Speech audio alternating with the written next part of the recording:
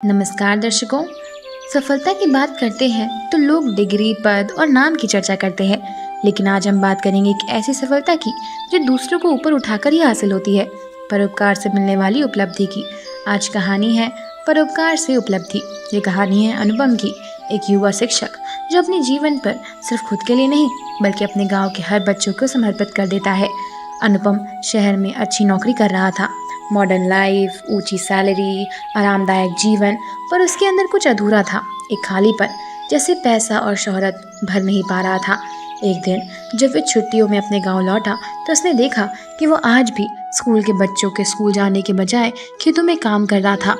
किसी के पास किताब नहीं थे, किसी के पास स्कूल का रास्ता मालूम नहीं था।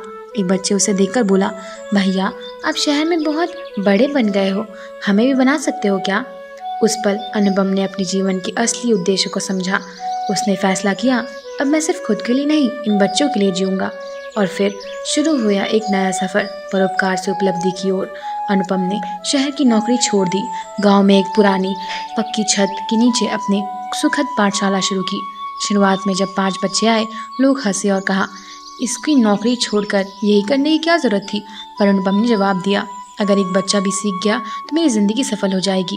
धीरे धीरे बच्चे बढ़ते गए, पुरानी किताबें, दान किए हुए ब्लैक बोर्ड और मिट्टी से बनाई पढ़ाई, उसने सब उत्साह से और सीखने के लिए अमूल्य थी। अनुपम ने सिर्फ पढ़ाया नहीं, बच्चे को सपना दिखाना सिखाया। उसने कहा, अगर मेरे पास जैसा कुछ एक आम इंसान करना चाहता है तो वो सब कुछ कर सकता है। गांव की बेटियां भी जो स्कूल नहीं जाती थी, अब सबसे पहले आती और आखिरी तक जीतती।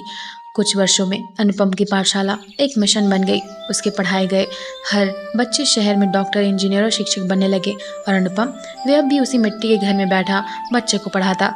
एक पत्रकार ने उससे पूछा, आपकी सबसे बड़ी नौकरी छोड़ दी, शायद करोड़ों कमा सकते थे, अफसोस नहीं होता?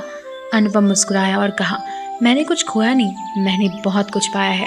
मुझे जो मिला है वो शायद किसी को नहीं मिल सकता, क्योंकि मुझे मिली है वो इज्जत, वो सम्मान जो एक शिक्षक को हमेशा मिलती है। मेरे साथ साथ सिर्फ मेरा सपना पूरा नहीं हुआ, हमारे सारे बच्चों का सपना पूरा हुआ है।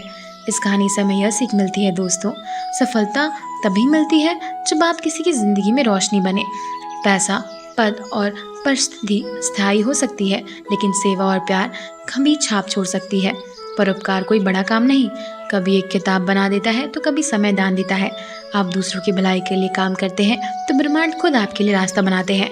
आप जितना जीते हैं वो दुगना होकर आपकी जिंदगी में लौटता है, शांति बनकर, गर्व बनकर और एक संतुष्टि बनकर जो कहीं नहीं मिलती। दोस्तों, आज तक तेज रफ्तार में जिंदगी हम अपने लिए कुछ चाहते थे, पर कभी कभी ठहरना, यह सोचना चाहिए हमें किसी के लिए क्या कर रहे हैं। यह थी प्रेरणादायक कहानी। अगर आपके मन में कुछ हुआ हो तो आप अपने दोस्तों, परिवार और विद्यार्थियों से ज़रूर पहुंचाइए, क्योंकि सभी का परिवर्तन छोटे प्रयास से शुरू होता है। कभी कभी दूसरों की मदद करते हुए हमें अपने जीवन में बहुत कुछ कर सकते हैं। तो दोस्तों, ये थी आज की कहानी। मिलते हैं अगले वीडियो में, देखने के लिए धन्यवाद।